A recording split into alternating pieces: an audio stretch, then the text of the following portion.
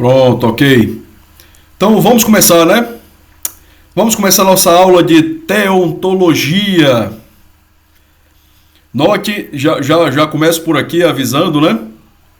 Que não é aula de teologia, embora a teontologia faça parte da teologia sistemática, tá bom? Eu espero que ao longo da aula de hoje, meus irmãos, meus amigos, vocês possam entender as questões quanto à teontologia. Nós vamos discutir aqui o que seria a teontologia, o que é, né? E vamos aprender também mais coisas, um pouco de coisas mais profundas. Nós vamos ver hoje essa aula. Já digo de início, já dizemos aqui de cara que teontologia não é a mesma coisa que teologia. Teologia é o estudo sobre Deus, sobre tudo que envolve Deus, todas as matérias, as disciplinas que envolvem Deus. O estudo da palavra de Deus, vocês viram isso na primeira aula, a introdução, né?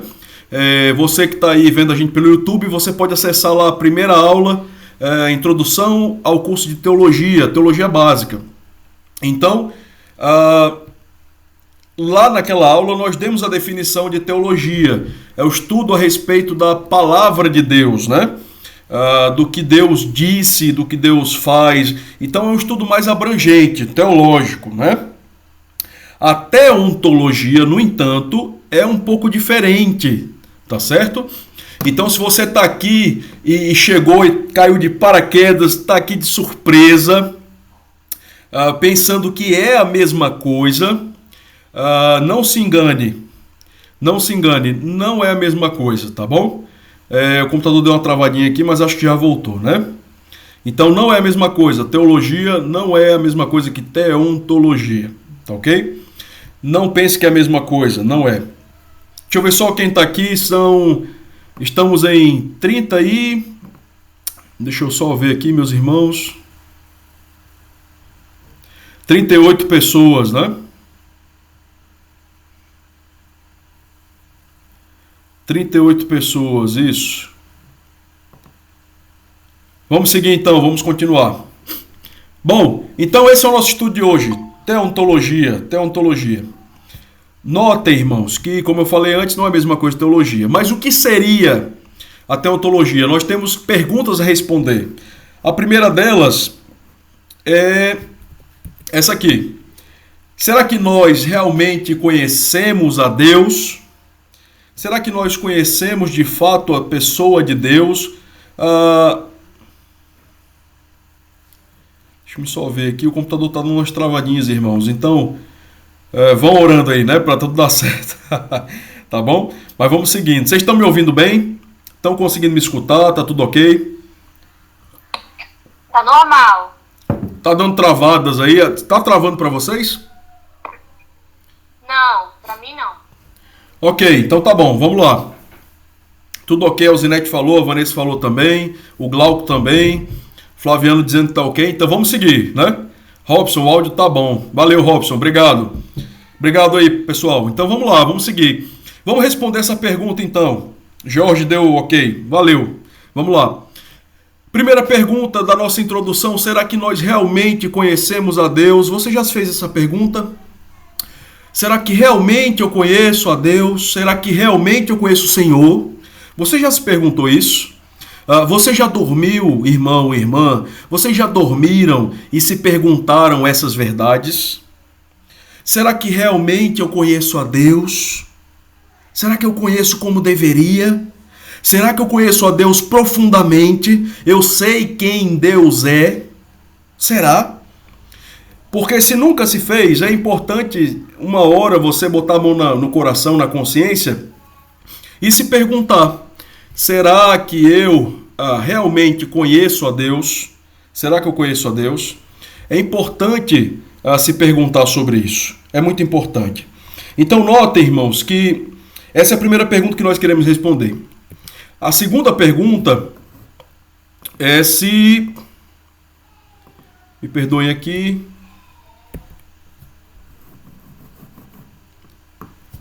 O computador está travando um pouco assim. Como é Deus? Então, você sabe como Deus é? Será que todos nós sabemos como Deus é? É lógico que você vai pensar comigo, vai perguntar e vai falar para mim, né? Pastor, é impossível nós conhecermos totalmente a Deus, né? É completamente impossível. Isso é uma tarefa difícil, é uma tarefa impossível. E eu tenho que concordar com você. Nós somos seres limitados, Deus é um ser inimaginável, incalculável, supremo, e nós não estamos nem sequer aos seus pés de nível, né, de santidade, de outras coisas mais. Irmãos, nós somos infinitamente menores que Deus. Deus é infinitamente supremo, maior, completo que nós, é um ser totalmente perfeito. Nós vamos ver algumas coisas sobre Deus hoje. Então, voltando ao slide, eu fiz uma pergunta inicial e eu disse que a teologia é diferente da teontologia, não é verdade? O que seria a teontologia? Se é diferente da teologia, como eu disse, né? O que seria a definição de teontologia? Então, a definição, irmãos, de teontologia teo significa o que em grego? Vocês já sabem. Turma de teologia básica, vocês já sabem. Deus. Teo significa Deus. Felipe levantou a mão. Pode falar, Felipe.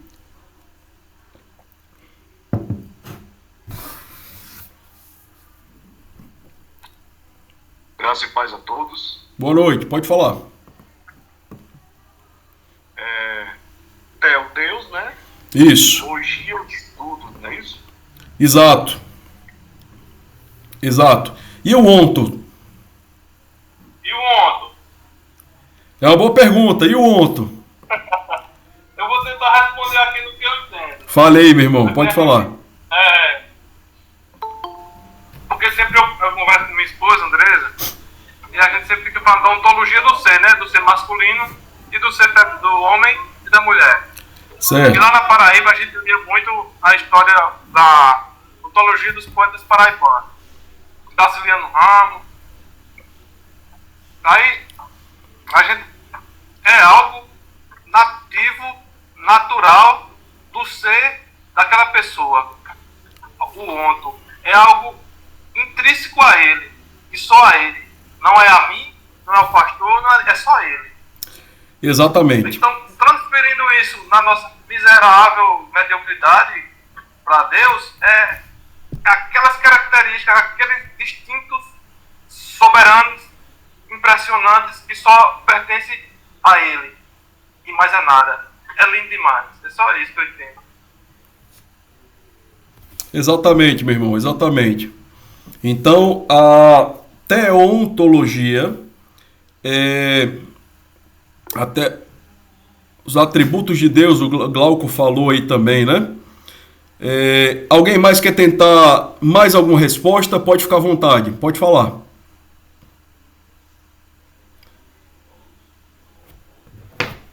Eu vou dar 30 segundos para alguém se manifestar.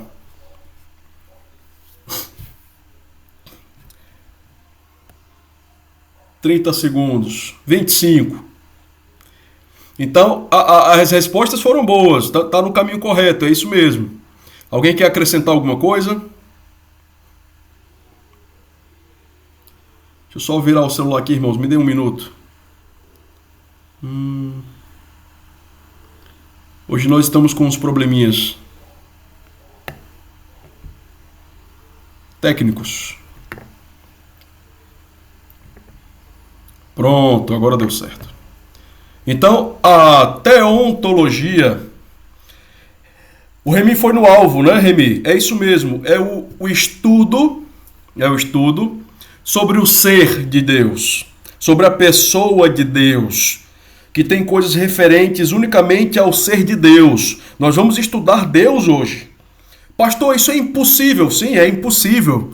Nós não podemos cientificamente estudar Deus, destrinchar Deus, mas a Bíblia tem para nós informações importantes a respeito da pessoa, do ser de Deus.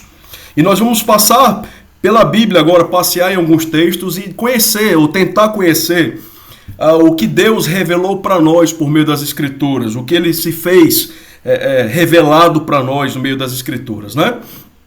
Então vamos caminhar, vamos andar. Notem, irmãos, que nós vamos responder aquelas perguntas, né? E as perguntas são essas aqui, não sei se vocês viram aí, se passou. Será que nós conhecemos a Deus e como é a pessoa de Deus? Nós vamos buscar responder essas perguntas. Uma coisa importante que nós queremos falar hoje é do pressuposto bíblico. Para iniciar, nós temos que começar com o pressuposto bíblico. Qual é ele? É que Deus existe. A Bíblia, em Gênesis 1:1, afirma para nós que Deus existe. Ela afirma para nós que Deus existe. Moisés inicia o seu livro de Gênesis dizendo o seguinte, versículo 1, né? No princípio Deus criou Deus os céus e a terra. Então, o autor de Gênesis, que foi Moisés, ele assume uma posição de que o leitor, nós, os leitores do seu livro, e os leitores originais eram os judeus, né? Que estavam ali no deserto do Sinai, no Monte Sinai, estavam a caminho da Terra Prometida. Eles eram os leitores originais, os destinatários originais dos escritos de Moisés, eram eles. Mas nós também somos agora por meio da formação do cânon, né, das escrituras, da Bíblia, da Palavra de Deus. Então essa Bíblia chegou até nós. E nós, como leitores, Moisés esperava de nós que nós já lêssemos a Bíblia sabendo que Deus existe, compreendendo que Deus é completamente existente. Então, notem, irmãos, que a Bíblia e Moisés já partiram do pressuposto que Deus existe. Eles não tentam provar que Deus existe para nós. Então Moisés começa o primeiro livro, o primeiro versículo escrito assim, no princípio criou Deus os céus e a terra. Ele não tenta convencer o homem de que Deus existe. Ele não tenta. Ele parte do princípio que nós já sabemos que Deus existe, que Deus é o Deus criador dos céus e da terra e de tudo que nela há, e Deus é um Deus vivo, poderoso. É isso. Então, no ponto de vista bíblico, a Bíblia assume desde o início que Deus existe. Ela não tenta provar para um agnóstico, para um ateu, brigar com essas pessoas para dizer assim, olha, você tem que acreditar em Deus. Olha, Deus existe, eu vou provar para você que Deus existe. Não. Então ela assume que o leitor já vai ler sabendo que Deus existe. Gênesis 1 já começa assim. Tá bom? Então Moisés já tem essa sacada no início do livro, né? E nós vamos, seguindo aqui, dividir em dois grupos principais. Irmãos, deixa isso em só. Pronto, aqui. Sueldo entrou, tá bom. Nós vamos dividir os dois grupos principais aqui que a Bíblia fala a respeito do conhecimento de Deus. A Bíblia divide as pessoas em dois grupos, né? Digamos assim. O primeiro grupo. Irmãos, me deixem só um minuto aqui, deixa eu só aqui, ótimo, ok. Botar na opção aqui, não perturbe. Ótimo. Então, a Bíblia vai dividir a humanidade em dois grupos. Quais são eles, né? Quais são esses grupos? São os tolos e os sábios. Os tolos, a Bíblia vai dizer... Os tolos e os sábios. Os tolos, a Bíblia vai dizer que... O versículo aí de Salmo 14 vai dizer para nós, né?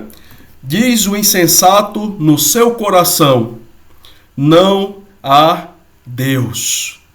Corrompem-se e praticam abominação, já não há quem faça o bem. Então notem que para a Bíblia, a pessoa que diz em seu coração, que assume o pressuposto de que não há um Deus, a Bíblia chama essa pessoa de quê? De tolo, de insensato. Insensato é uma palavra para tolo, tá bom? É aquele que não é sábio, aquele que não vive com sabedoria, que não tem sabedoria. Essa pessoa é um tolo, é um insensato, Então, diz o tolo em seu coração, não há Deus. Então, esse grupo de pessoas que renegam a Deus, que rejeitam a existência do Deus Criador, a Bíblia chama essas pessoas de insensatos, de tolos. Trazendo para o nosso português mais atual, seria algo como uma pessoa sem sabedoria, né? Tola, burra até, né? Numa linguagem bem de rua, assim, bem comum, né? Bem povão, digamos assim, né? Uma pessoa sem sabedoria. Essa é a melhor tradução, seria a melhor tradução. Uma pessoa insensata, que não tem sabedoria. Uma pessoa tola, que age com tolice, que nega um fato, que nega algo que é a pura e absoluta verdade. É um tolo. Ele nega a realidade que está estampada diante dos seus olhos. Quem nega a realidade estampada diante dos seus olhos, senão um tolo? Essa pessoa é insensata. Então o tolo diz em seu coração, não a Deus. Davi vai falar mais, né, no Salmo 10 tudo que ele pensa, versículo 4 aí, é que Deus não existe. Então o insensato, o perverso, o tolo, o ímpio, tudo que ele diz e tudo que ele acredita é que realmente não há Deus. Então ele vive como quer, ele faz o que quer com a sua vida, porque ele desconsidera a ideia de Deus. Esse é o tolo, esse é o insensato. A Bíblia também apresenta outro grupo, os sábios. Os sábios, no entanto, meus irmãos, são aqueles que temem a Deus e guardam os seus mandamentos. Os sábios são aqueles que temem a Deus e guardam os seus mandamentos. E eu espero que você que está aqui hoje seja um sábio. Eu espero que você que está aqui hoje não seja um tolo. Não diga no seu coração que não há Deus, não rejeite a Deus, não rejeite a obra de Deus, a palavra de Deus. Não faça isso. Não viva como alguém que é louco. Porque esta noite podem pedir a tua alma. E o que tem preparado para quem serás? Então não viva a vida como um tolo, rejeitando a Deus, negando a existência de Deus. Antes, viva a vida como um sábio que teme a Deus e guarda os seus mandamentos. Porque isso é dever de todo homem, é nossa obrigação.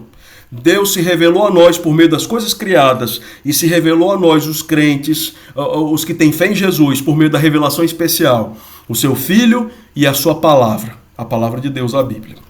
Então, considere isso na sua vida, faça parte do grupo correto, do grupo dos sábios, não faça parte do grupo dos tolos.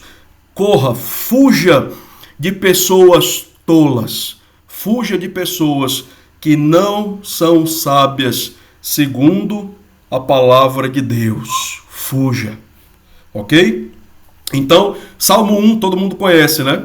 Salmo 1, versículo 4 a 6. Bem-aventurado o que não anda no conselho dos ímpios. Davi falou para nós. Não se detém no caminho dos pecadores, nem se assenta na roda dos escarnecedores. Antes tem o seu prazer na lei do Senhor e na sua lei medita de dia e de noite. Essa pessoa, esse sábio, é um bem-aventurado, é feliz. Feliz o coração do homem que anda assim, que crê em Deus e que anda segundo o conselho de Deus, não o conselho dos ímpios. Que se afasta, que não se detém, não fica retido, não se apega ao caminho dos ímpios, dos pecadores. Ele não se assenta no meio dos escarnecedores. Ele não faz parte desse meio. Mas antes ele medita na palavra de Deus de dia e de noite. Ele é plantado, ele é como árvore plantada junto a ribeiro de água, cuja qual dá o seu fruto no devido tempo, né? E a folhagem não murcha, e tudo quanto ele faz será bem sucedido. Deus abençoará a sua vida. Bom, faça parte do segundo grupo. Faça parte do segundo grupo. Creia em Deus com todo o seu coração. Creia em Deus. Creia em Deus e não seja um tolo. No dia do juízo, não seja considerado por Deus. Não seja considerado por Deus no dia do juízo como um tolo, como alguém insensato que vai ser condenado. Não faça isso. Fuja disso. Fujam, irmãos, da tolice. Fujam da tolice do mundo que nega a Deus, que rejeita o Criador. Fujam disso. Bom, e nós vamos agora, de fato, entrar no próximo tópico. Nós falamos a introdução agora, sobre o conhecimento de Deus. Então Deus se revela por meio das Escrituras, por meio do seu Filho, e a Bíblia parte do pressuposto, tem a grande tese que você já sabe que Deus existe. Por isso que ela não tenta provar a ninguém que Deus existe, ela começa no princípio, criou o Deus, ou seja, ela já entende que você sabe que existe um Deus, que os seus leitores sabem que Deus existe. Então, tendo passado por essa introdução, nós vamos passar para os assuntos propriamente ditos, né? Da teontologia. Nós vamos conhecer a Deus, então. Agora, uma vez que vocês sabem que Deus existe e vocês têm firmeza no coração que Deus é um ser vivo, presente, absoluto, que Ele está conosco, que Ele olha do céu para nós e que Ele é presente na vida de todos, percebam aqui que nós temos características de Deus que nós queremos trabalhar, abordar. E você é meu convidado para tentar seguir nesse caminho, tá bom? Vamos falar sobre a Trindade. Primeiro eu quero perguntar para vocês. Quem aqui saberia me definir o que é Trindade? Definam.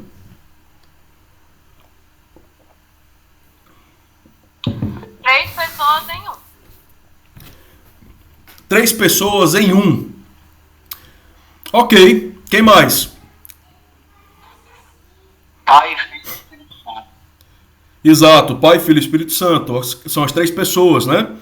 Quem mais quer falar alguma coisa sobre Trindade? É agora. Pode falar. 3 em 1, 1 em 3, o Isaac falou, né? Ok. 3 pessoas de mesma essência, mas com papéis diferentes. Ok. Então a Geisa elaborou um pouco mais, foi mais profundo, né? 3 pessoas de mesma essência, com papéis diferentes. Ok, Geisa, tá certo. Excelente. Vamos andando. Quem quer contribuir para nossa definição da Trindade aqui?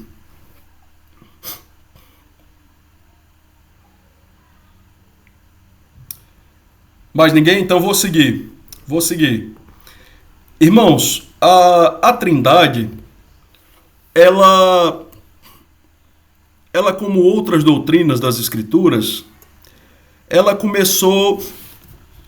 teve a necessidade de ser mais bem elaborada ao longo do tempo. Nós cremos que a Bíblia ela se revela progressivamente ao longo da história, né? Que Deus se revela progressivamente ao homem. Então lá atrás Deus se revelou por meio da lei de Moisés e agora ele se revelou por meio de Cristo. Então a progressão cresceu, né? A revelação progrediu, evoluiu. Então nós cremos nisso. E no início da história da igreja, nos primeiros séculos da igreja, existia muito debate sobre alguns temas que hoje para nós são mais comuns, né? São mais, eu não diria mais fáceis, mas são mais bem fundamentados, né? Então, no início da igreja, no primeiro, segundo, terceiro século, ali depois de Cristo, né? Depois do livro de Atos, né? Depois da história ali do livro de Atos, no primeiro século, depois da morte do apóstolo João, no primeiro, segundo século da igreja, terceiro, quarto século, surgiram muitos debates com temas difíceis, principalmente com respeito à soteriologia, né? Principalmente com respeito à soteriologia, que é a salvação, com respeito à função e obra e pessoa do Espírito Santo. Também surgiu esse debate sobre a Trindade, né? Ou a triunidade, né? Então, foi um debate que surgiu desde o início. As pessoas tinham dúvidas, os líderes tinham dúvidas, os pastores, os apóstolos já haviam morrido, né? João, o último apóstolo, já havia falecido. E os primeiros crentes ali, os primeiros pastores, chamados pais da igreja, eles tiveram alguns desafios pela frente. Como definir essas questões, né? Definir essas questões. Então foram feitos muitos concílios. O que é um concílio? É uma reunião. Foram feitas reuniões, concílios de líderes eclesiásticos, pastores, diáconos, líderes de várias igrejas, para conversar, debater a respeito dos temas concernentes à fé, e sempre temas fundamentais da fé, sempre esses temas. Então, a igreja se reuniu para discutir muitas coisas no passado. E eram grandes concílios com reunião de gente de vários lugares, né? Gente importante, pastores importantes, diáconos, líderes das igrejas importantes. Então, essa necessidade veio porque muitos falsos ensinos estavam surgindo. João, como eu falei, tinha morrido. O último apóstolo morreu de velhice, né, na ilha de Patmos. João tinha falecido. E depois de João surgiram muitos desafios para a igreja. Muitos ensinos heréticos, doutrinas falsas. Muitos pensamentos divergentes do que os apóstolos tinham ensinado para aqueles homens, né? Para a igreja, tinham deixado escrito. Então, a igreja desde sempre, irmãos, não é novidade. Não é novidade. A igreja desde sempre teve seus desafios. Não é nenhuma novidade, meus irmãos. A igreja desde o início tem dificuldade. Judas é uma carta que escreve contra os falsos mestres. Paulo escreveu contra os judaizantes e outros falsos mestres. João escreveu contra os falsos mestres, né? Judas chamou esses homens de nuvens sem água, né? Então Judas falou que ia escrever sobre salvação, mas ele mudou o foco. Ele achou melhor escrever uma carta ali apologética, né, para defender a fé. Então, irmãos, desde a época dos apóstolos nós temos dificuldades com ensinos errados, que não estavam de acordo com o ensino apostólico, com o ensino de Jesus. Então, muitos temas eram muito difíceis, inclusive esse. A Trindade, por exemplo, é um desses tópicos que gerou muita discussão e foi sistematizada, ela foi delineada com detalhes no Concílio de Nicéia, em 325 depois de Cristo. Surgiu ali a necessidade de debater sobre a Trindade por causa de um camarada chamado Ário. Ário era um sacerdote cristão de Alexandria, um sacerdote cristão da cidade de Alexandria, hoje é no Egito, né? Ficava ali na região do Egito. Então, Ário, ele defendia, a sua posição do Ário era que o pai existia antes do filho. E houve um tempo que o filho não existia, portanto o filho era inferior ao pai porque era uma criatura, ele foi criado pelo pai. Então o filho era inferior. E a essência do filho era diferente da essência do Deus Pai. O ser do Deus Filho e toda a sua completude, né, toda a sua imensidão, era diferente do ser do Deus Pai. Ele era inferior, ele era uma criatura. Ele não era propriamente Deus, como Deus Pai. Ele era um ser diferente, muito importante, mas diferente. E Ário também, se eu não me engano, ensinava que Jesus criou o Espírito Santo nasceu de Jesus, alguma coisa assim. Bom, então surgiu muito debate naquela época na igreja. Então, os líderes eclesiásticos se reuniram e debateram o assunto no Concílio de Nicéia, em 325, e também depois no Concílio de Constantinopla, em 381 depois de Cristo. E chegaram a algumas conclusões a respeito da Trindade, que é o que nós vamos dizer hoje aqui para vocês, que é o que nós aceitamos também, irmãos. Ao longo do tempo, a história da igreja aceita essas definições como as definições mais corretas, embora, repito, prestem atenção, irmãos, embora uma definição de Trindade seja muito difícil, e essa é uma doutrina muito difícil de se entender, muito difícil. A mente humana é limitada demais para compreender toda a magnitude, né, de forma completa a doutrina da Trindade. Então nós procuramos definições, mas nenhuma vai ser 100% adequada. Nenhum exemplo vai ser 100% adequado, tá bom? Nós vamos citar um exemplo ou outro aqui. Então notem que a definição que nós temos é essa aí. Deixa eu ler para vocês. O que é Trindade? Trindade é um só Deus, um só ser, que existe em 3 pessoas distintas. Então, é um Deus. Se perguntarem para você, quantos deuses você tem? Você vai dizer, eu só tenho um. É um Deus. Há um só Senhor, um só Deus, né? Lembra do Shema, Deuteronômio 6, né? Ouve Israel, o Senhor teu Deus é o único Deus. Nós temos um Deus também. É o Deus, nosso Deus. Nós temos um Deus que existe, ou subsiste, né? em 3 pessoas. Pai, a primeira pessoa da Trindade, o Filho, a segunda pessoa da Trindade, e o Espírito Santo, a terceira pessoa da Trindade. Essas pessoas são distintas entre si, mas os 3 é um Deus. Pastor, você errou o português. Não é os 3 são um Deus, não, os 3 é um Deus. Então são 3 pessoas e um Deus que existe nessas 3 pessoas. É um só Deus, 3 pessoas. E essas 3 pessoas são distintas umas das outras. Por exemplo, o Pai não é o Filho não é o Pai, o Espírito não é o Filho, o Espírito não é o Pai. São pessoas distintas, mas um só Deus. Eles são coiguais, coeternos e da mesma essência ou substância, né? Da mesma essência. Eu vou explicar um pouco melhor para vocês aqui, essa definição. Deixe-me explicar um pouco melhor. Então, nós temos um só Deus, que existe em 3 pessoas, que são distintas, diferentes. Essas 3 pessoas são distintas umas das outras. E eles são, como eu falei, eles são coiguais. Eles são coiguais. O que quer dizer coigual? Que as 3 pessoas, embora sendo um só Deus, elas possuem a essência completa, ou toda a essência de Deus.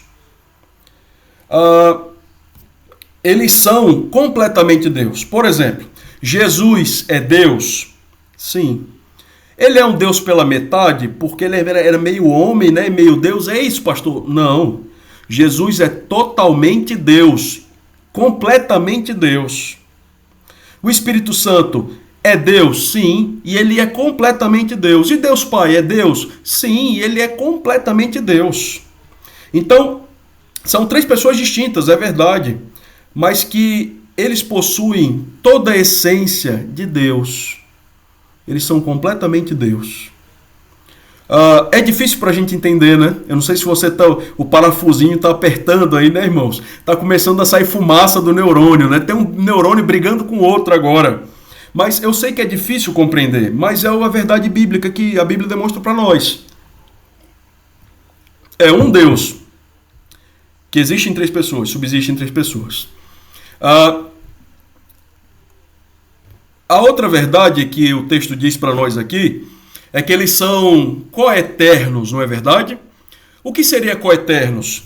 Quer dizer que essas 3 pessoas, elas são igualmente eternas. O que é eterno?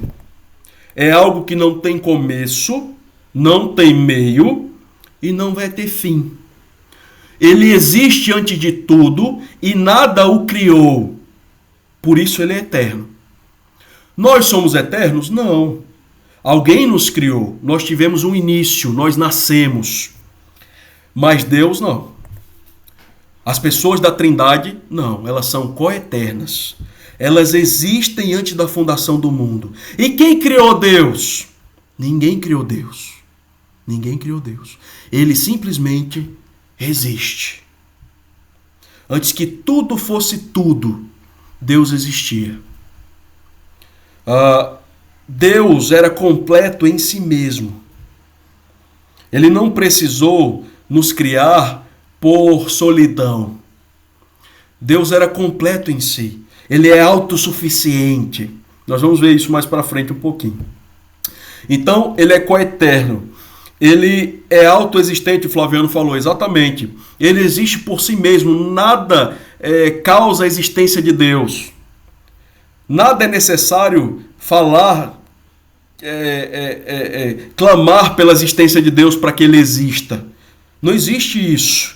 Deus existe por si mesmo, ele é completo em si mesmo, ele existe desde a eternidade e vai durar para toda a eternidade. Um ser eterno, irmãos, é que nunca teve começo, ele nunca nasceu, nunca teve um início, um ponto de partida. Muitos ateus, muitos agnósticos falam isso. Tá bom, Deus criou todas as coisas, muito bonito, mas quem criou Deus? Quem criou Deus? Nossa resposta: ninguém criou a Deus.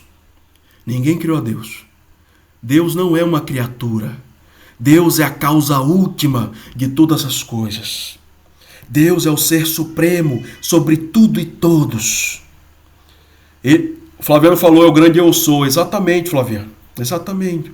Então, irmãos, eles são coeternos. As três pessoas da Trindade são coeternas, eternamente existentes. Elas existem desde sempre.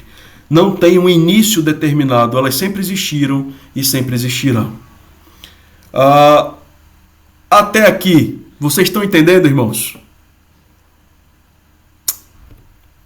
Fale agora o cálice para sempre, né? O material tá bem recheado, viu, dessa vez. Nós temos 40 e poucas páginas. Eu escrevi essa semana, 40 e poucas páginas, irmãos. 44 páginas, se eu não me engano, tá bem recheado. E vocês vão ter bastante coisa para ler e estudar essa semana, tá certo? Eu espero que vocês estudem bem. Até aqui tá tudo bem, né, Robson? Tá certo.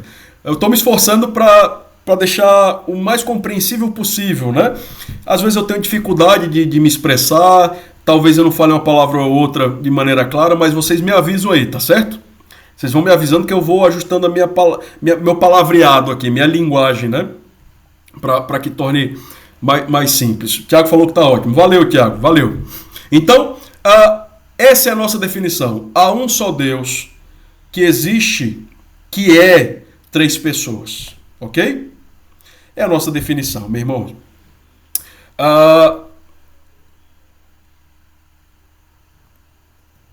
Ok, valeu, Flaviano. Tá bom, vamos andar então. Eu vou usar agora, irmãos. Me perdoem aqui. Eu vou usar agora um exemplo para vocês de um desenho. E é esse aí que está na tela. Esse desenho vai ilustrar bem o que nós estamos querendo dizer. Para mim é a melhor ilustração que existe sobre a Trindade, tá bom? É esse desenho. É fácil de ensinar para criança, para adulto. Ele não é perfeito, tá certo? Ele não é perfeito, mas é o melhor que a gente tem, irmãos. É o melhor que a gente tem. A Trindade é compreender Deus, e compreender Deus é totalmente diferente. É um nível muito acima do que nós podemos imaginar. Deixa eu só ver o que Jesus falou aqui. Ouvi alguém dar um exemplo bem humano. Deus nos deu uma palhinha da Trindade, nos formou corpo, alma e espírito. Jesus. Então, essa questão do corpo, alma e espírito é bem debatida também, tá bom? Por exemplo, eu não creio que existe, né, corpo, alma e espírito. Eu creio que nós somos corpo e espírito, né? Corpo e alma. Para mim, a alma e o espírito é a mesma coisa. Dicotomia e tricotomia, né? Se eu não me engano, na teologia eles chamam disso. Então, isso é uma questão também mais debatida também, viu, Gesi? Mas é uma forma de explicar. Talvez tentar entender, se você se sente confortável assim. Mas para mim, novamente, no meu ponto de vista, esse desenho é o melhor. Esse desenho é o melhor. E eu vou explicar para vocês. Então, vejam aqui. No centro do desenho, vocês estão vendo aí o centro, né? Tem a pessoa de Deus. É o nosso Deus completo. Nosso Deus. E Deus é filho, ou o filho é Deus? Sim. O filho é completamente Deus? Sim. O Pai é Deus? Sim. O Espírito Santo de Deus, né? O Espírito está tão presente lá no livro de Atos, né? No Pentecostes, capítulo 2 de Atos em diante. O Espírito Santo é Deus? Sim. Mas olha só que interessante. Mas o Espírito é o Filho? Não. O Espírito não é o Filho. O Filho é o Pai? Não. Não é o Pai. O Pai é o Espírito? Não. Então, o Pai não é o Espírito não é o Filho não é o Pai, mas os três é Deus. O Filho é Deus, né? O Filho é Deus, o Pai é Deus, o Espírito Santo é Deus. E a palavra Deus aí está no centro do desenho, né? Para facilitar a nossa compreensão. Irmãos, esse desenho, uma curiosidade para vocês. Esse desenho, Sim, sim, Flaviano. Deus está no centro da Trindade, né? Deus é a Trindade, Deus é triuno, né? Deus é um Deus triuno, né? Então, não dá para falar de Deus sem falar da Trindade. É impossível citar Deus e falar das grandezas de Deus sem falar também sobre a Trindade, né? É impossível. Porque note novamente, apesar de ser 3 pessoas, é um só Deus. É um só Deus. A curiosidade para vocês, esse desenho aí, ele é chamado de escudo da Trindade, ou escudo da fé. Ele é o desenho sobre a Trindade mais antigo que nós temos conhecimento, registro. Ele é muito antigo, irmãos. Ele data lá do século, se eu não me engano, 7, 8, depois de Cristo. Esse escudo aí, esse triângulozinho que vocês estão vendo. Então, foi elaborado lá pelos primeiros cristãos, né? Pelos nossos irmãos lá dos primeiros séculos, irmãos. Que beleza. E é um desenho muito antigo e serve muito bem para nós até hoje, né? Isso, o Glauco está falando da água. Já já eu falo da água, hein, Glauco? Já já eu vou falar dela. E eu vou falar, é uma forma de entender a Trindade, né? É uma forma de entender a Trindade. A água, por exemplo, o pessoal diz, né? Que a água é sólido, líquido e gasoso, pode ser, né? São os 3 estados da água, né? E o pessoal compara com Deus, sendo que Deus seria a água, os estados da matéria da água ali seriam o Pai, Filho e Espírito. Mas a gente vai ver que tem um problema nessa didática aí, viu, Glauco? Tem um probleminha. Quem criou essa ilustração aí não foi boa gente, não, tá bom? E eu vou explicar depois qual é o problema. Gesi, pode perguntar, meu irmão. Não precisa ser respondido agora, mas só para mim entender a sua resposta sobre a questão de não acreditar que haja o espírito e a alma. Porque Isso. eu lembro da semana passada, você leu Hebreus 4:12 e lá diz que a palavra de Deus é apta para discernir entre alma e espírito. Lá, então, a palavra de Deus é apta para discernir juntas e medulas, alma e espírito, intenções e pensamento. Então, depois, não precisa ser agora não, mas certo. Só para não esquecer o raciocínio, você me explicar depois isso aqui. Bom? Certo. Deus. Tá bom. Eu posso explicar depois, então, senão a gente vai perder tempo aqui do andamento da aula, né? É uma curiosidade à parte aí. É isso. Mas eu acredito, Gesi, só para resumir, bem resumido, que alma e espírito são a mesma coisa. Então, o texto lá, ele fala da intenção de dividir. A ideia central do texto é dividir a parte carnal, animal, nossa, pecadora, de uma parte que talvez... Da parte que vai fazer você se chocar contra o seu próprio coração, né? Então a palavra de Deus, ela vai te dar claridade para você se confrontar. E nesse momento a Bíblia penetra e divide. E aquilo é um exemplo, né? Aquilo é um exemplo, não é algo literal, mas ele diz como exemplo, como uma espada que divide junta e medula. Comprovando que a palavra de Deus penetra tão fundo que a pessoa que é confrontada com ela se coloca numa situação de precisar avaliar a sua vida e seu coração. Aquele é o sentido daquele texto, né? Aquele é o sentido daquele texto. Muitas vezes a gente fica procurando detalhes no texto e achando talvez detalhes onde não existe. Eu não penso que aquele texto comprove que há alma e espírito diferentes, né? A não ser que o texto ali esteja falando, vou ter que ver depois, sobre o Espírito Santo, né? Pode ser também, pode ser uma possibilidade. E sim, aí sim, existe o Espírito Santo, existe a nossa alma e o nosso corpo. Agora, o ser humano, ele não é composto de 3 partes, né? Alma, espírito e corpo. Eu não creio nisso. Quando você morre, não é sua alma e seu espírito que vão para o céu ou para o inferno, né? Quando você morre, a sua alma vai para o céu ou para o inferno. E a outra palavra que a Bíblia usa para alma é espírito, o espírito do ser humano, não o Espírito Santo, tá bom? É assim que eu creio. Mas isso é uma discussão longa, viu? Uma discussão longa, tem livros tratando disso aí, não é o nosso intuito aqui. Mas valeu, Gesi. Qualquer coisa, depois você me procura e a gente tira mais dúvida.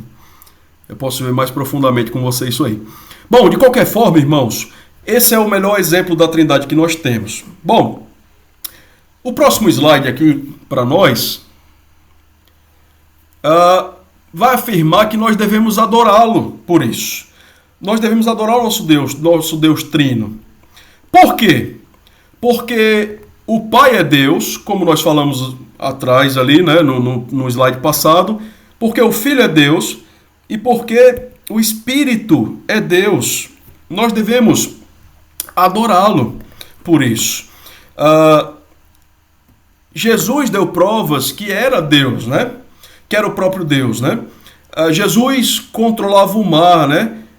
Quem é esse homem que pode acalmar o mar, que a natureza obedece? Esse homem é Deus.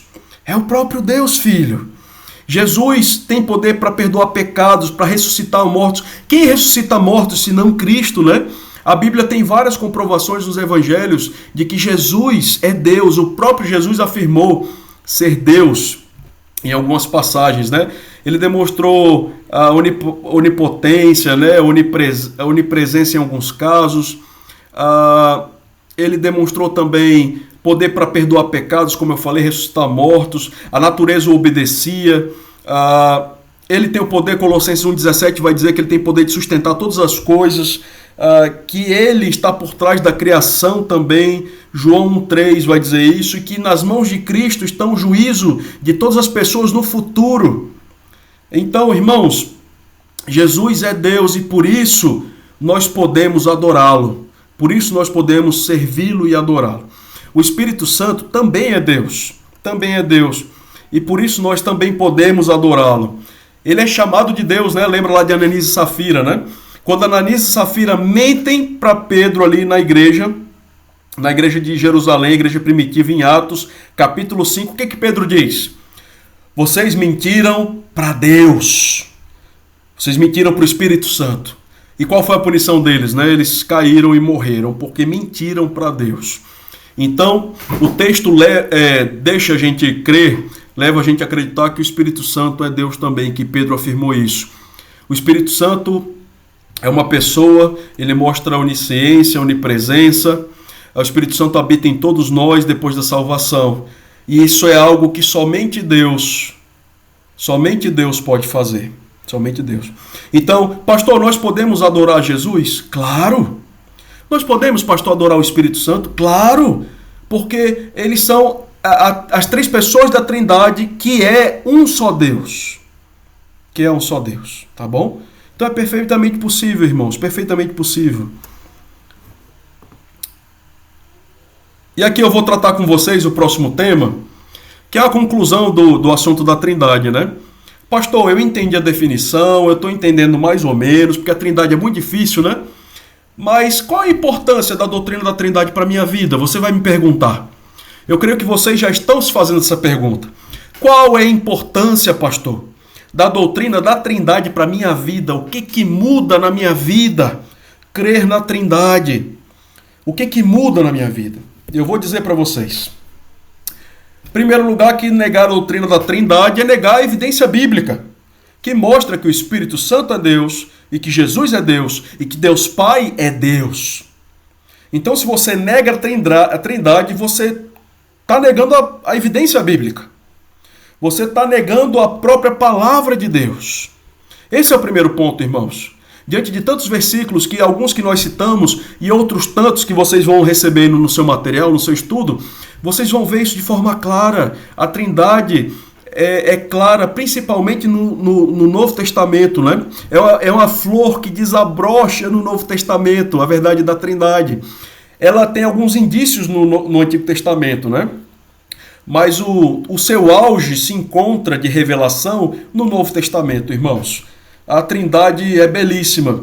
E negar a Trindade é negar as evidências bíblicas, os versículos bíblicos que nos mostram que ela existe. Segundo ponto, para que a Trindade serve, pastor, para a minha vida? Bom, a Trindade está envolvida em tudo, né, irmãos? Note que aí no ponto 1 aí da nossa segunda aplicação, Deus Pai é o Criador, né? Ele elege as pessoas, os seus escolhidos, ele dá boas dádivas, bênçãos a quem ele quer, ele é o Deus Criador. Note também que Deus Filho, ele é Redentor, Mediador. Então as pessoas da Trindade aí têm funções diferentes, né? A Geisa falou lá na frente, ela estava certa. Eles têm funções distintas, né? Diferentes. Então Deus Filho é Redentor e Mediador. É o que sustenta todas as coisas também.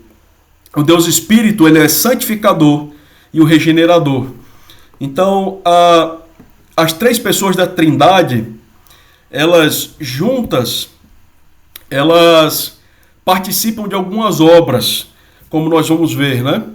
Elas participam de algumas obras, as três pessoas da Trindade. Então, quais são essas obras? Elas participam da salvação.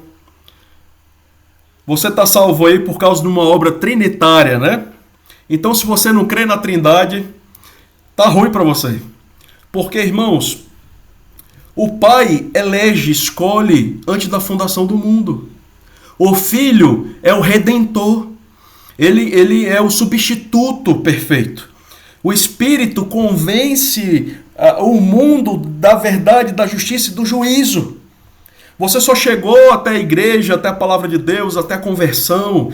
Só chegou a crença em Jesus porque o Espírito tirou a venda dos seus olhos, removeu o tecido que cobria o seu coração e fez vocês enxergarem, vocês e eu, nós enxergarmos que há salvação em Cristo.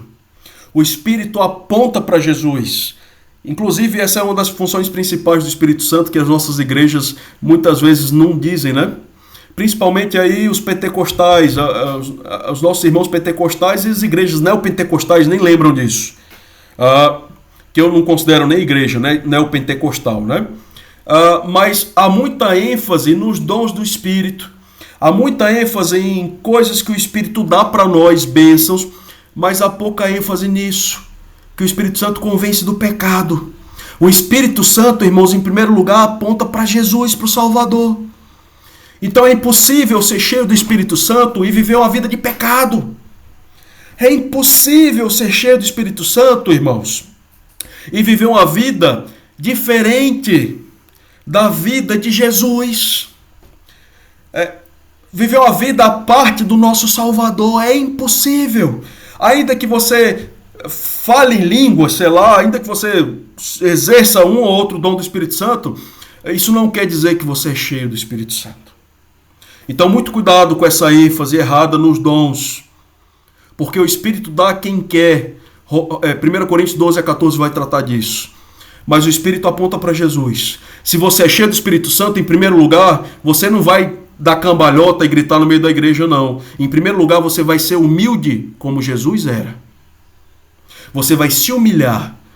Você vai ser servo do seu irmão, dar a sua vida em favor do seu irmão, que foi o que Jesus fez, porque o Espírito Santo aponta para Jesus. Então, muito cuidado para querer só as bênçãos do Deus das bênçãos.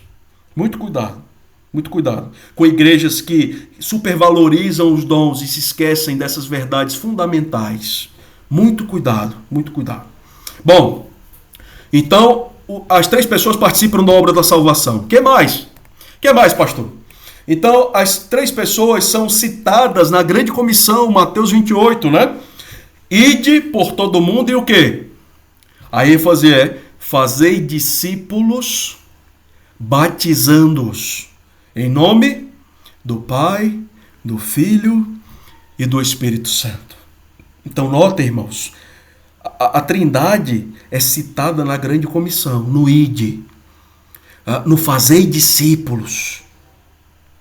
Nós não podemos fazer discípulo sem o conhecimento da Trindade, sem exercer, né? Sem conhecer e fazer a Trindade conhecida. Nós não podemos. Faz parte da nossa missão. As três pessoas da Trindade também, elas têm participação na manutenção da igreja. Por exemplo, os dons. Lá em Coríntios, né, 1 Coríntios está dizendo assim, 1 Coríntios 12 diz que Deus estabelece os dons e coordena. O Espírito Santo distribui os dons pela igreja a quem ele quer, conforme lhe apraz. O versículo 11 vai falar isso de 1 Coríntios 12. E nós, igreja, somos o que de Cristo? Nós somos o corpo de Cristo. Então notem, irmãos, a trindade envolvida na vida da igreja, envolvida na formação da igreja, na edificação da igreja. Notem que a trindade se envolve na salvação, participa da grande comissão ali, do batismo, né? E tem participação também na manutenção da vida da igreja.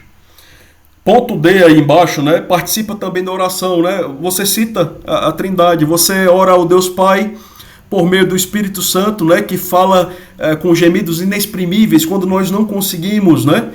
Passar, e tem coisas que nós não conseguimos, o Espírito fala por nós, né? Essas coisas, então, e nós oramos tudo isso no nome de Jesus. Amém. Amém. Então a trindade, irmãos, permeia o cristianismo. A trindade permeia a vida cristã.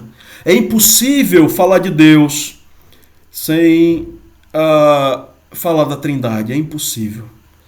O Felipe falou aqui que a internet está ruim. Felipe, tá bom. Infelizmente a gente não tem muito o que fazer. Meu computador também não está tão bom, tá bom?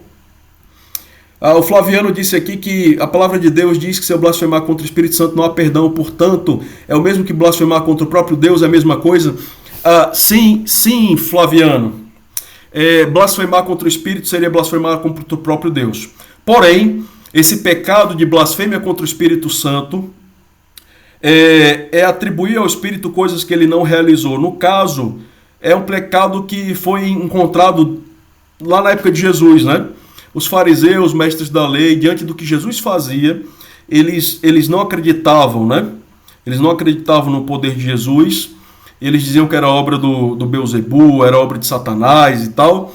E eles não creram e eles negavam o poder de Deus, vendo o poder de Deus por meio de Jesus, as obras do Espírito Santo. Então, essa é a blasfêmia contra o Espírito Santo. É um pecado que muitos teólogos vão dizer que você não pode mais cometer hoje em dia, tá certo? Nós não podemos. Esse é um pecado que quem viveu lá na época de Jesus já cometeu. Como Jesus não está mais entre nós, você não pode mais cometer. Note que, claro, ele está no céu, foi assunto ao céu, subiu ao céu. Então, durante a vida terrena de Jesus, o ministério de Jesus aqui na terra, esse pecado podia ser cometido. Depois que Jesus subiu ao céu, não pode mais ser cometido, tá bom? Os teólogos vão dizer isso, muitos teólogos importantes vão dizer isso. Então, é um pecado que a gente não pode mais cometer. Quem é que tem dúvida aqui? Deixa eu só ver. Felipe, pode perguntar. Pastor, assim, eu vejo assim, não estou falando a questão do teólogo em si, estou falando assim, uma pessoa não crente, uma pessoa, infelizmente, que não entende do mistério de Deus, da causa nobre do Evangelho, às vezes fala alguma besteira. Sim. Aí é questão de ignorância, né? Porque não tem um conhecimento isso. Na prática, não tem um conhecimento na prática do que a gente tem, não é isso? Isso. Seria questão de ignorância, Felipe, eu concordo com você. E outra coisa, né? Tanto não existe mais esse pecado que João fala o que para nós? 1 João. Né? O que confessar o pecado, ele é fiel e justo para perdoar toda a injustiça. Toda. Jesus perdoa todos os pecados, né? Dos que creem nele. Então, ainda que você tenha xingado a Deus um dia, você pode ter xingado a Deus. Ainda assim, você pode ter xingado todo mundo da Trindade, né? Você pode ter xingado Deus de qualquer forma. Se você um dia converter, entregar seu coração para Jesus, pedir perdão pelos seus caminhos tortuosos e confessar que é pecador, que merece a perdição, merece o inferno, pedir perdão a Deus e crer em Jesus como seu Salvador, que ele morreu na cruz pelos seus pecados, ressuscitou ao terceiro dia, eu creio sim que você vai ser salvo, tá bom? Eu não creio que existe pecado sem perdão hoje em dia, não. Irmãos, o que mais se aproxima desse pecado sem perdão do Espírito seria, no meu ponto de vista, seria atribuir ao Espírito Santo obras que não são deles. que não é dele, me perdoe. Então, o que mais se aproxima desse pecado seria isso, mas eu não posso dizer com certeza que esse pecado contra o espírito que é imperdoável existe hoje, tá bom? Eu creio que não existe mais. Mas você fazer algo e atribuir ao Espírito Santo algo dizendo que foi Deus, quando na verdade não foi, é um grande problema. É um grande problema, né? Você está botando na boca de Deus inverdades. Inverdades. Por exemplo, aqui, tem pessoas que fazem coisas nas igrejas e dizem que é obra do Espírito Santo, né? Fazem falcatruas, falsas curas, falsas coisas, vocês sabem o que eu estou dizendo, né? E atribuem isso tudo ao Espírito Santo, quando na verdade pode ser obra de Satanás mesmo, né? Ou invenção da própria pessoa. Isso é um pecado, no meu ponto de vista, grave, né? A Vanessa disse que a oração só pode ser feita ao Deus Pai. Não, Vanessa. Não, Vanessa. Você pode orar para qualquer pessoa da Trindade, eu penso assim. Só que a Bíblia nos ensina, historicamente também nós oramos com uma certa ordem, né? Nós oramos a Deus Pai por meio do Espírito Santo e em nome de Jesus, né? Tanto que a gente termina a oração assim, em nome de Jesus, amém. Todo mundo fala isso, né? Esse meio também, não, no meu ponto de vista, seria o mais correto, mas eu não vejo problema em orar para o Espírito Santo, orar para Jesus. Eu oro com meu filho às vezes, né? Eu falo assim, filho, vamos orar. Jesus, ele fala, Jesus, me abençoa, ele vai repetindo, né? E às vezes a gente começa a oração com Jesus. Jesus, por favor, me salva. Não é a oração do pecador? Quando você ora pela salvação, você faz, Jesus, eu creio no Senhor. Por favor, Jesus. Por favor, Deus, me salva, né? Você fala assim, por favor, Deus, me salve, limpa os meus pecados, Jesus. Eu creio no Senhor que morreu na cruz. A gente se direciona às vezes para Jesus na oração, não é? Eu não vejo problema nenhum, tá bom? É a Trindade. É um só Deus. O Flaviano disse que acha que não existe uma ordem. Pois é. Então, fiquem à vontade com respeito a isso. Eu não tenho objeção nenhuma não, tá bom? Vamos continuar. Então, por que a Trindade é importante para nós? Porque a Trindade é importante para nós. Irmãos, e aqui é o tópico que eu queria chegar, meus irmãos. De tantos deles importantes que nós falamos hoje, esse é um tópico importantíssimo. O relacionamento entre as três pessoas da Trindade é um exemplo para nós, irmãos. É um exemplo para a nossa vida cristã, porque ele mostra que há unidade na diversidade. São três pessoas distintas, não são? Diferentes, Pai, Filho e Espírito, e é um só Deus. Então há unidade na diversidade. Em um, há unidade na diversidade, nos três, que são distintos. Então a Trindade, como ela funciona, o relacionamento das três pessoas, nos mostram que Deus se relaciona entre as três pessoas de maneira perfeita. Que Deus, a comunhão entre as três pessoas da Trindade é perfeita. Perfeitamente santa, justa, reta, irmãos. Então, o relacionamento trinitário das pessoas da Trindade nos mostra como nós devemos viver os nossos relacionamentos, nossa família, nosso casamento, a igreja. A Trindade é para nós um exemplo de relacionamento perfeito. E nós temos que olhar para Deus, o Deus Trino, e como eles se relacionam de maneira perfeita e tentar aprender disso, trazer isso para nós, né? E tomar como exemplo para a nossa família, para a nossa igreja. O Filho foi em tudo obediente a quem? Obediente ao Pai. Então, o Deus Filho obedecia ao Deus Pai. Fazia a vontade do Pai. Deus, ele orava assim, né? Senhor, não seja feita a minha vontade, mas a tua. Irmãos, isso é um exemplo para nós. Que relacionamento perfeito, irmãos. Que relacionamento santo, irmãos. Nós devemos trazer isso para dentro da igreja, para as nossas vidas. Se Deus, Filho, serviu o Pai, por que eu não posso servir um irmão da igreja? Porque eu não posso servir a minha esposa? Porque eu não posso, irmãos, me relacionar bem com os meus filhos? Esse é o ponto aqui. O relacionamento da Trindade é um exemplo para nós. É um exemplo para a nossa vida, irmãos. Porque há unidade na diversidade. Ao longo das cartas de Paulo, muitas vezes ensinou isso. Que ele queria dos crentes uma unidade na diversidade. Então há muitos dons, mas o Espírito é o mesmo. Paulo ensinou em 1 Coríntios. Olha, vocês são todos diferentes, personalidades diferentes, pensamentos diferentes, né? Jeito de agir, jeito de falar, nós somos diferentes. O corpo de Cristo é formado por vários membros diferentes, mas todos estão colados ao corpo de Cristo e fazem parte do corpo, cujo qual cabeça é Cristo. Não é o pastor. O cabeça é Jesus. O pastor é um membro do corpo.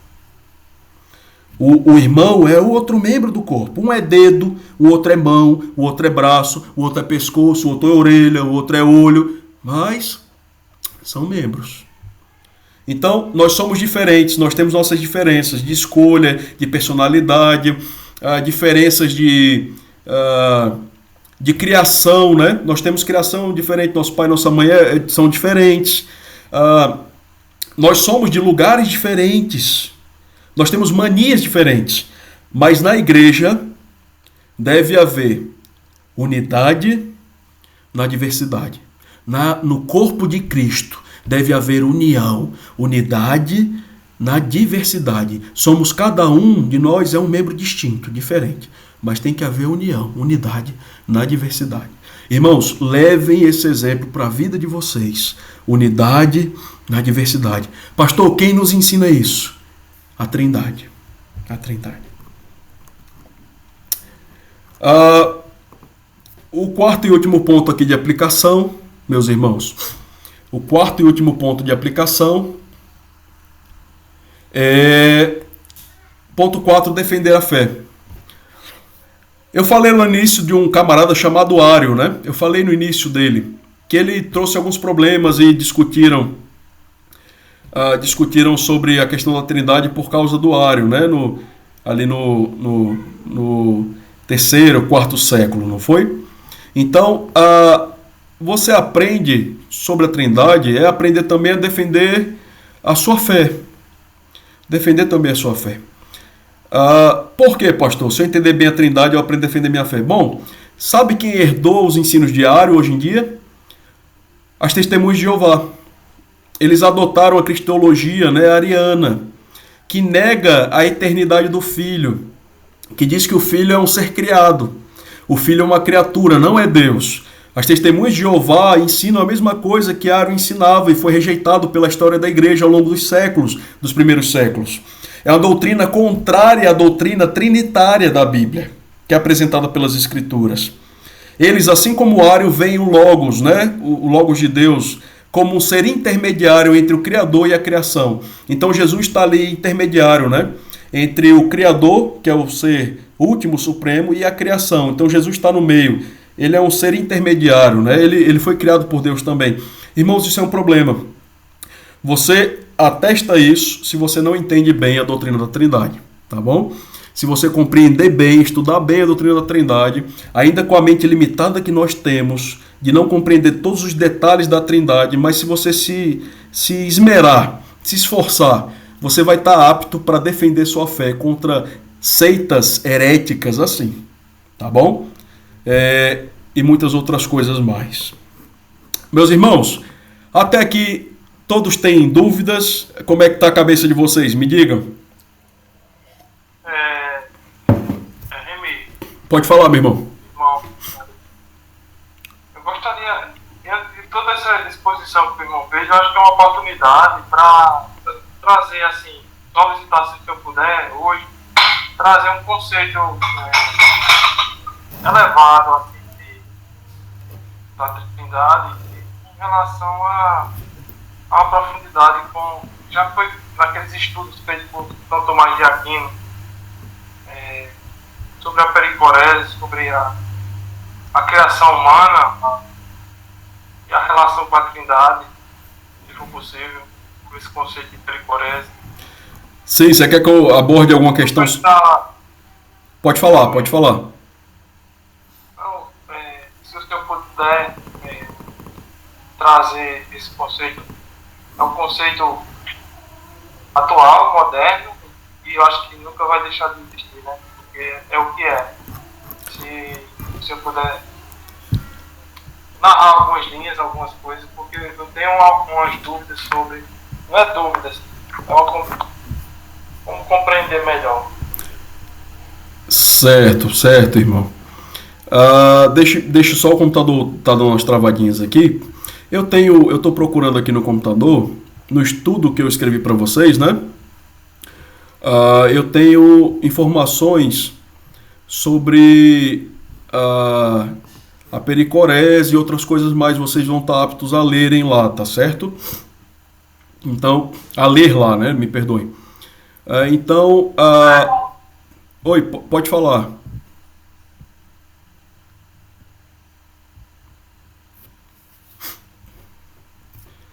Pode falar, irmão. Não? Então, ok. Então, a pericorese, só para resumir para vocês, diz o seguinte, que as pessoas da Trindade têm a mesma essência, substância. E o Pai habita plenamente no Filho, e o Filho plenamente no Pai, e o Espírito nessas outras duas pessoas, né? Sem que, no entanto, eles percam a sua individualidade, sem que eles deixem de ser distintos. Então, é o relacionamento entre eles, mas a habitação de uma pessoa na outra, sem deixar a individualidade de lado. É um conceito mais difícil de entender, eu confesso. Não cabe muito aqui no aula de teologia básica, embora seja um conceito importante. Então, essa definição que eu dei, do Pai habitar plenamente, totalmente no Filho, o Filho totalmente, plenamente no Pai, o Espírito nesses outros dois, a essa relação é dado o nome de pericorese, tá certo? E vocês vão ver um pouquinho disso no material, eu botei lá algumas linhas sobre isso. O texto que fala mais sobre isso é João 14, versículo 8 a 11, aí vocês vão ver isso nas linhas do versículo, né? Nas linhas do versículo. E é mais ou menos isso, irmão. É mais ou menos isso, uma definição mais simples aqui. No final do material que eu vou ceder para vocês, que eu vou dar para vocês, tem bibliografias. E naqueles livros que eu disse lá e naqueles artigos, tem coisa sobre pericorese. Se você quer estudar mais profundo a teologia da Trindade, você e aluno, né?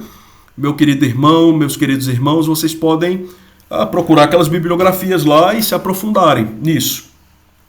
Claro, se você for para os pais da igreja, você vai ver muita coisa sobre Trindade e você vai ter muita coisa para ler, né? Os teólogos ali do 3º, 4º século, você pode procurá-los também, tá certo?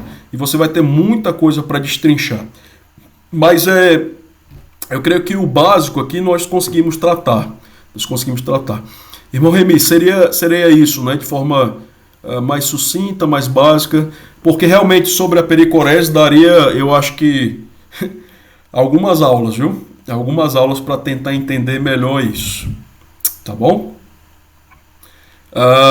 Tem também a questão do homousios, né? Que é a mesma substância, se eu não me engano, né? Você pode estudar esse tema depois também, se quiser. Remi, pode falar, meu irmão. Fique à vontade. Eu aproveitei a oportunidade porque é um tema tão bom, maravilhoso. Isso. Eu não sei, assim, se eu vou ter acesso ao curso de teologia mais aprofundado, então, ou outros irmãos, então aproveitei o momento para se conhecer melhor esse conceito. Certo, tá bom. Complementa mais. Excelente, irmão. Tá bom. Obrigado aí pela colocação, pela dúvida. Infelizmente, meus irmãos, como é um curso mais básico, né? E nós não temos tanto tempo assim, é impossível para nós tratar dessas questões com profundidade tão grande. A Trindade, irmãos, nós levaremos várias aulas estudando sobre a Trindade. Seria aí talvez um mês de aula, né? Só nesse tema. Eu estou dando aqui realmente o resumo para vocês. Eu tô ensinando o básico, né? O simples, o feijão com arroz, né? O feijão com arroz. Se quiser falar, pode falar, Remy. Nós vamos pular aqui. É um feijão com arroz muito bem trazido pra gente, sabe? Eu considero assim. Eu já fiz cursos assim, escola bíblica da CPAD, na Assembleia de Deus.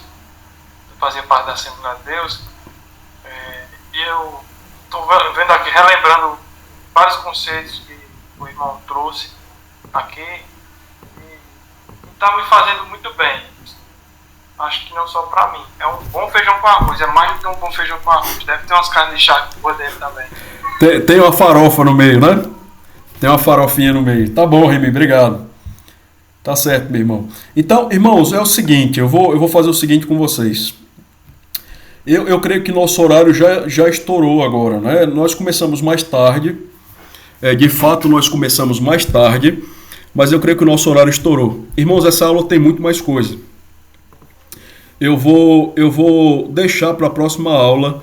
Nós vamos começar falando então sobre os decretos de Deus. Ok? Nós vamos falar sobre os decretos de Deus. E depois nós vamos falar sobre as perfeições, os atributos de Deus. São assuntos importantes, irmãos. Eu não ficaria satisfeito se eu não abordasse com vocês. Nós vamos falar sobre os decretos de Deus, as perfeições de Deus. Tem também as questões dos nomes de Deus, né? A Bíblia trata Deus com alguns nomes. E também algumas considerações finais, talvez, né? Os atributos, nós temos os comunicáveis e incomunicáveis. Vocês têm que aprender isso. A gente tem que passar por isso. Não tem como pular. Eu não vou conseguir dormir se eu pular isso aí, tá bom? Então não vou deixar vocês sem isso, não. Porque eu não vou ficar satisfeito. E os decretos são importantíssimos, importantíssimos. Os decretos de Deus. Vamos fazer o seguinte. Próxima aula nós continuamos. Fica por aqui. Isso, a Sara perguntou. Vamos abrir para as dúvidas, então. Deixa eu só responder essa questão da Sara.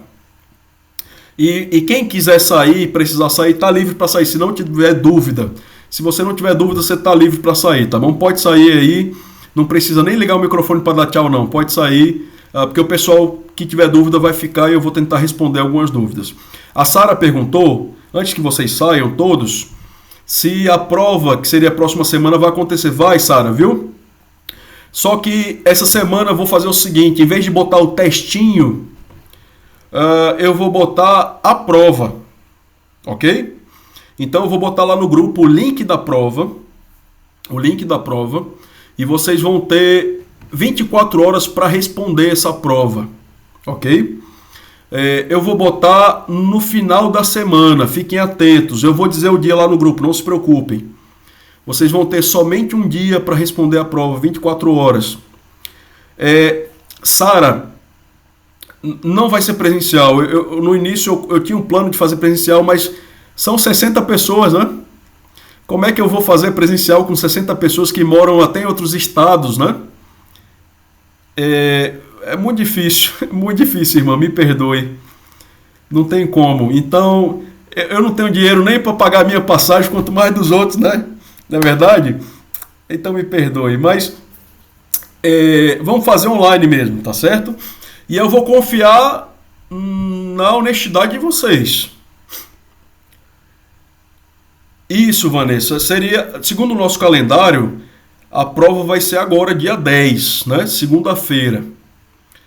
Só que o que eu vou fazer, irmãos? Por favor, preste atenção, eu vou botar no grupo para ficar melhor isso mais claro. Dia 10, nós continuamos a aula sobre a teontologia, porque faltou coisa, e eu não vou ficar satisfeito se eu deixar esses assuntos de lado. Vocês precisam ouvir essas coisas. Dia 10 nós teremos aula, e lá para sexta dessa semana, ou até mesmo a próxima segunda, no caso aqui, deixa eu só ver aqui, dia 8, pode ser até terça-feira da próxima semana, dia 11. Eu vou escolher um dia para vocês fazerem a prova, entre essa semana e a próxima. Então vocês vão fazer a prova.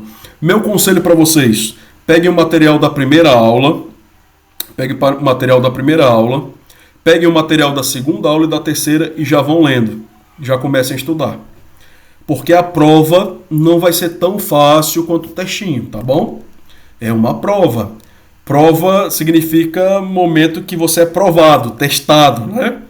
O textinho eu dou algumas ajudas de vez em quando, né?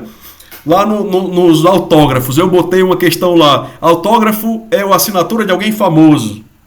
Tava de graça, né, irmãos? O que são os autógrafos? Não é assinatura de ninguém famoso, né? Lógico que não.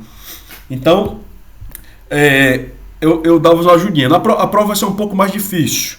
Vocês vão ter só um dia e eu vou escolher o dia, eu vou botar lá no grupo, não se preocupem. Mas já comecem a revisar o material.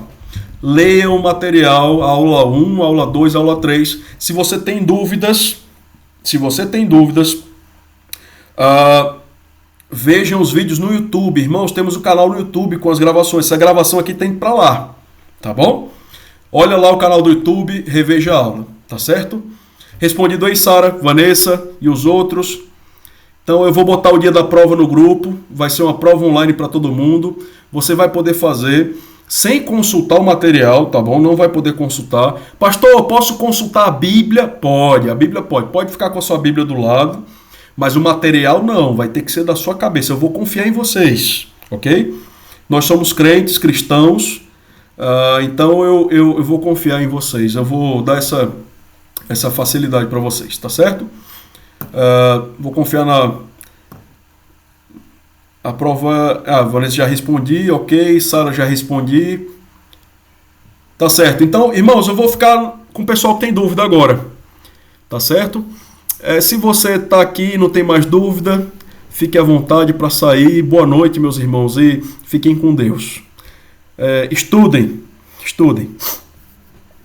Então, se você tem dúvida e ficou aqui, é a hora agora de tirar a dúvida. Pode falar, pode perguntar.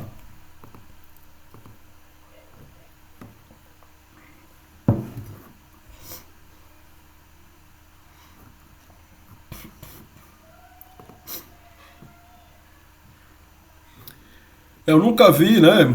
A gente citou aí pericorese e outras coisas mais, né? Mas eu nunca vi aula de teologia básica citar essas coisas, né? Mas tá bom. Mas deu para vocês terem uma noçãozinha bem básica, bem superficial do que é.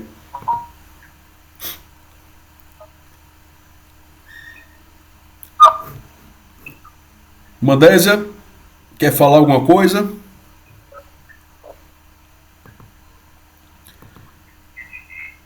Alguém tem dúvida, pessoal? Senão eu vou encerrar a aula, hein? Se ninguém tiver dúvida, eu vou... Glauco, pode perguntar, Glauco. Pode perguntar. Boa noite, pastor. Boa noite, irmãos que estão na transmissão aí. Boa noite, meu irmão. Me ouvir, pastor, bem? Bem, pode falar. É só a questão da água aí, pastor, que eu levantei essa questão, mas acho que ficou meio confuso, mas okay. É só para quando eu falei disso aí nesse sentido, foi para ressaltar que o nosso Deus, o Deus da Escritura, ele colocou sua assinatura, né, e 3 em 1 em todo lugar. Então, quando a gente fala nessa parte de ciências, né, que eu sou professor da área de ciências, sim. E aí a gente vê essa assinatura do Deus Todo-Poderoso. Entendi. Quando a gente fala de, por exemplo, do tempo, né? Você tem passado, presente e futuro, 3 em 1, né? Isso. E aí por aí vai, né? Tem espaço, comprimento, largura, altura. 3 em 1 também. Estado da matéria, básicos, né? Você tem os estados sólido, líquido, gasoso. Certo. Base do átomo, da matéria. Próton, nêutron e elétron, né? Dentro de próton e nêutron tem 3 em 1, tem 2 quarks. 3 quarks, 2 up e 1 down, e aí vai, né? E aí tem várias outras. Quando estuda música, você tem melodia, harmonia e ritmo. Isso. Embora essas questões sejam definidas por homens, né? Os homens, os cientistas descobriram e deram o nome depois, né? Não tem esses nomes na Bíblia, né? Não tem esses nomes na Bíblia. Isso, exato. Mas é interessante, né, Glauco? Interessante. Só para ressaltar a questão da assinatura do próprio Deus, né? Ok. Que são pensamentos, digamos assim, humanistas, né? Mas para você ver, para a gente perceber quando o nosso Deus é poderoso e como ele é maravilhoso, né? E as pessoas, ao invés de adorar o próprio Deus, ficam adorando a natureza em si. Romanos 1 vai falar isso, né? Romanos 1 vai falar isso. Quanto à questão da água, Glauco, é só para título de curiosidade. Eu entendo que o irmão deu exemplo e muitos teólogos, não se preocupe, viu? Muitos professores usam esse exemplo, tá certo?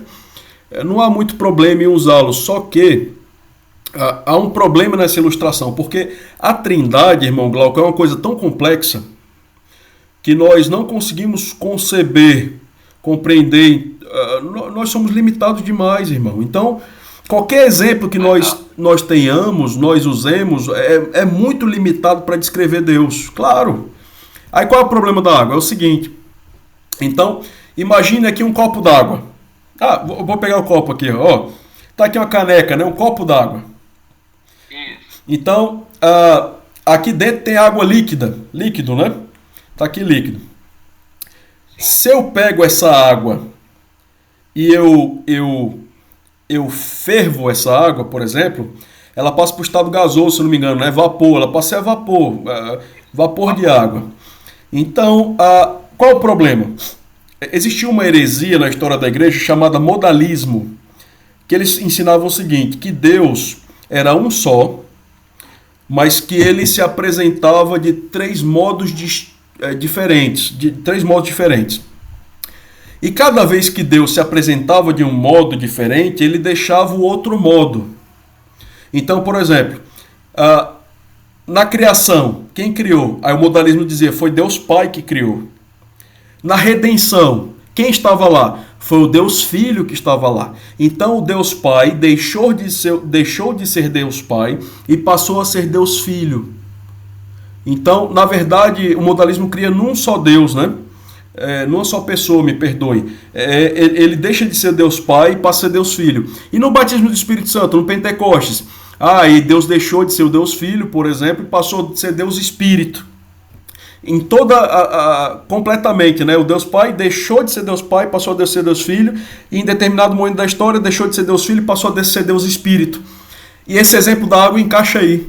Foram os modalistas entendi, pastor. Entendeu? Então foram os modalistas. É como se anulasse a outra pessoa. A outra existência de Deus. Né? Isso. A outra pessoa, é como se ele. Eu não vi por esse lado. Exato. Então é como se ele se transicionasse entre as pessoas e deixasse a outra pessoa para assumir uma nova pessoa, mas sendo Deus. Então a água é isso, né? Aqui está um copo d'água. Se eu ferver, ela vai deixar de ser líquida. Vai deixar de ser líquida para se tornar gás, vapor, né? E toda a água vai deixar. Então, mas a Trindade não é assim. Então a Trindade é um Deus em três pessoas. E quando Deus Filho estava na Terra, o Deus Pai existia e o Deus Espírito também existia. Com funções distintas, mas um só Deus. Quando Deus Filho desceu e encarnou no ventre de Maria, o Deus Pai não deixou de existir. O Deus Espírito também não. Então eles continuaram existindo, sendo um só Deus. Entendeu? Entendi, pastor. É por isso que... Obrigado, pastor, pela explicação. Nosso prazer, meu irmão. Sentido, não. Prazer nosso. Prazer nosso. Então, note, é por isso que o exemplo da água não é tão bom para descrever a Trindade, embora, irmãos, com certeza, é um exemplo possível. A gente ensina até para criança às vezes, né? O sol também, o Gesi está levantando a mão. Depois eu falo, Gesi. Eu deixo você falar, só um minutinho. Outro exemplo, Glauco, você que é da área das ciências aí, o sol, né? Tem pastor, padre e tal, teólogo, que diz que a Trindade é como o sol. Então, Deus Pai é o brilho, o Deus Filho é a luz e o Espírito Santo é o calor do sol, é o que a gente sente e tal. Poxa, dá para entender um pouquinho, assim, dá. Mas é um exemplo perfeito? Não é. E esse exemplo também, se eu não me engano, foi também cunhado por uma heresia, por um herege também ao longo da história da igreja, alguém que não estava definindo bem a doutrina e usou esse exemplo. Eu não me lembro agora quem foi, irmão, me perdoe. Muita coisa na cabeça, eu não vou lembrar não, tá bom? Mas você pode procurar aí depois na internet, você vai achar quem foi que escreveu esse exemplo do sol para relatar a Trindade. Também não é um bom exemplo. No meu ponto de vista, Glauco, meu amigo da área das ciências aí, né? Eu também gosto muito das ciências. principalmente da física, eu gosto muito de física. Melhor exemplo para a Trindade, no meu ponto de vista, é esse desenho que está aí. Simples, fácil, é objetivo. Dá para pegar esse desenho e explicar para uma criança. Você pode pegar esse desenho da Trindade aí, que está descrito aí, e ensinar para uma criancinha tranquilamente que ela vai entender esse desenho aí. Tá tranquilo, pastor. Muito obrigado. Eu sou da área da física, sim, pastor. Excelente, excelente. Rapaz, eu gosto demais de física. O tempo que eu estudava, eu gostava. Mas quando eu falei, foi por isso que eu coloquei no chat, quando eu falei foi no sentido mesmo da questão da assinatura, né? Porque o professor Adalto Moreira também é físico e ele fala dessa... O Adalto falava muito, né? Vocês sabem, né, que o Adalto faleceu, né? Falava muito no livro dele, inclusive, tem muita coisa assim que dá para você fazer, né, uma aplicação, não diretamente, claro, porque como o senhor falou, realmente essa questão da Trindade é muito complexa, então tá fora da realidade, né? Mas de um ponto de vista assim, mais didático, isso. Né, e principalmente enfatizando a questão da assinatura de Deus, né? Dá para usar na natureza, de modo geral, né? Então seria nesse sentido, pastor. Tá ótimo. Completamente compreensível, Glauco. Completamente compreensível. Gesi queria perguntar, meu irmão, pode ficar à vontade. Boa noite. Só para dar um reforço sobre esse conceito aí da Trindade que você falou. Diga. Eu lembro de uma explicação do papai que ele sempre dizia, questionando alguém sobre a Trindade, as pessoas diziam que não existiam 3 deuses, ou melhor, não existia 3 pessoas na Trindade, só existia um. Jesus é só Deus. Aí papai dizia, então Jesus era ventríloco, porque no batismo dele, ele estava dentro d'água, apareceu o Espírito Santo em forma de pomba e uma voz do céu dizendo, este é meu filho amado. Então não tem como não ser 3. Pois é, né? Jesus dentro d'água, o Espírito Santo sobre ele, uma voz do céu, como é pois que não é 3 o negócio? Tem que ser, então, né? É uma prova, claro, da Trindade, né? O exemplo, papai dizia aqui, tirando brincadeira com o pessoal, mas sim. É uma coisa fundamentada, né? Exemplo perfeito, né, de aplicação no texto bíblico que mostra a Trindade. É o batismo de Jesus, né? Tá lá. Não tinha como não ter. Este é o meu filho amado. É uma voz que está falando, então se é filho, ele é o pai. Pois é. Em quem eu posto todo o meu prazer. E o Espírito Santo pousou sobre ele. Então, se não é 3, não dá para entender o que é 3 para eles, não, né? Isso. E logo depois o Espírito Santo leva Jesus ao deserto para ser tentado, né? Então não tem como não dizer que não são 3, né? Pois é. Irmãos, tem muitos exemplos bíblicos de Trindade, né? Muitos exemplos. Eu vou adicionar isso depois na apostila. Obrigado, Gesi. Mais alguma dúvida? O Robson está dizendo aí, muito bacana, né? Pois é, Robson. É legal, né? Estudar a Bíblia é bom. Teologia é bom, irmãos. É muito necessário. Deixa eu ver se alguém mais falou aqui. Mais alguma dúvida, colocação, curiosidade? Batendo desespero aí, como é que vocês estão?